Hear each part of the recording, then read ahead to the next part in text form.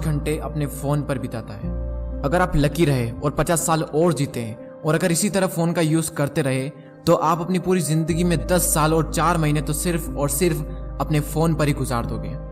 Steve jobs ने iPhone को लाकर दुनिया में तहलका मचा दिया। 1 बिलियन से भी ज्यादा आईफोन्स बिक चुके हैं, लेकिन उन्होंने कभी भी अपने बच्चे को तक आईफोन यूज नहीं करने दिया। फेसबुक के सीईओ मार्क जकरबर्ग दिन भर फेसबुक पर टाइम पास नहीं करते हैं, क्योंकि उन्हें भी पता है कि बिल्कुल बकवास है। वो तो इस काम में लगे हैं कि हम कैसे इस चीज को ज्यादा से ज्यादा अट्रैक्टिव बना पाए, जिससे कि लोग ज्यादा से ज्यादा टाइम इन एप्लीकेशन पर स्पेंड कर सके। 95% स्मार्टफोन यूजर्स सोने से पहले अपने फोन का यूज करते हैं। इस दुनिया में कई तरह के एडिक्शंस होते हैं। किसी को फेसबुक का एडिक्शन तो किसी को व्हाट्सएप का एडिक्शन, किसी को इंस्टाग्राम का एडिक्शन तो किसी को यूट्यूब का एडिक्शन, तो किसी को पूरे के पूरे स्मार्टफोन का एडिक्शन, किसी को सिगरेट का एडिक्शन तो किसी को शराब का एडिक्शन। लेकिन याद रखना, सिगरेट तो सिर्फ आपके फेफड़े खराब करेगा, लेकिन स्मार्टफोन आपकी पूरी जिंदगी। पहले हम अंग्रेजों के गुलाम थे और आज नोटिफिकेशंस के। नोटिफिकेशन आए नहीं कि हम उसको सैल्यूट मारते हैं। यानी अपनी जिंदगी का सबसे इंपॉर्टेंट काम भी अगर चल रहा होता है ना, तो लोग उसको भी छोड़कर सैल्यूट मारकर उस नोटिफिकेशन को पिक करते हैं और हम उससे ये शो करते हैं कि हम कितने वेले इंसान हैं, हम कितने फुर्सती इंसान हैं। लोग अपने सबसे इंपॉर्टेंट काम को छोड़कर भी उस नोटिफिकेशन को पिक करते हैं और हमें तो ये तक नहीं पता है कि वो नोटिफिकेशन कुछ काम की है भी या नहीं। 95% से भी ज्यादा लोग अपने काम के दौरान नोटिफिकेशन अगर आई तो उसे पिक करते हैं। आई थिंक आप भी उसमें से शायद एक होंगे। और कुछ लोग ऐसे होते हैं जो हर 15 मिनट में अपना फोन चेक करते हैं और कई बार तो बिना किसी नोटिफिकेशन के, बिना किसी वजह के अपने फोन को चेक करते हैं, सिर्फ इसलिए क्योंकि फेसबुक पर एक पोस्ट डाली थी, इंस्टा पर पोस्ट डाली थी, इंस्टा पर स्टोरी डाली थी, व्हाट्सएप पर स्टेटस लगाया था, तो कितने लाइक्स आए, लोगों के क्या रिएक्शन आए, ये चेक करने के लिए बार बार हम उनमें एंटर करते हैं और जाते सिर्फ चेक करने के लिए हैं और घंटों बिता कर आते हैं। लोग फोटो को एडिट करके इतना क्रिएटिव, इतना अलग बना लेते हैं, यानी रियलिटी से बिल्कुल अलग, और फिर उस फोटो को फेसबुक, इंस्टाग्राम या फिर किसी अदर सोशल मीडिया पर अपलोड करते हैं और ये शो करते हैं कि हम कितने अच्छे हैं और तुम कितने बुरे हो। सोशल मीडिया पर 99% फेक होता है। उसको एडिट करके उसको बेस्ट बनाकर लोगों को दिखाया जा रहा है। कोई भी इंसान रियलिटी नहीं दिखाएगा। आप बिहाइंड द सीन अगर देखोगे तो हर इंसान की जिंदगी में दुख भरे पड़े हैं, हर इंसान मुसीबतों से लड़ रहा है, हर इंसान रो रहा है और हम रो रहे हैं उनके फोटो से खुद को कंपेयर करके।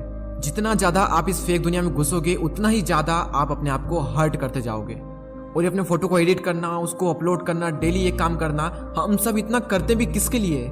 उन लोगों के लिए जिन्हें हम ठीक से जानते तक नहीं है। सोशल मीडिया यूज करते टाइम जब कोई इंसान हमसे बुरा दिखता है तो हम उससे कंपेयर करके खुद को अच्छा मान लेते हैं, और जब कोई इंसान हमसे अच्छा दिखता है तो हम उससे कंपेयर करके खुद को बुरा बना लेते हैं। देखो, ना तुम किसी से अच्छे हो और ना ही तुम किसी से बुरे हो। तुम जैसे भी हो बहुत अच्छे हो। जो इंसान इस रियलिटी को एक्सेप्ट कर लेगा वो इन फालतू के डिप्रेशन और एंजाइटी में पड़ेगा ही नहीं।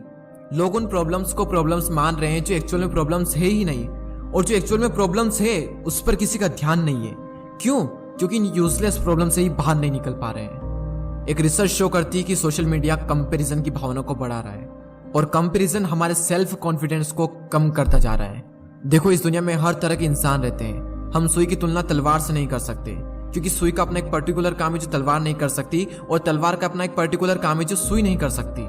इसलिए हम सुई की तुलना तलवार से करके सुई को अच्छा या बुरा नहीं मान सकते।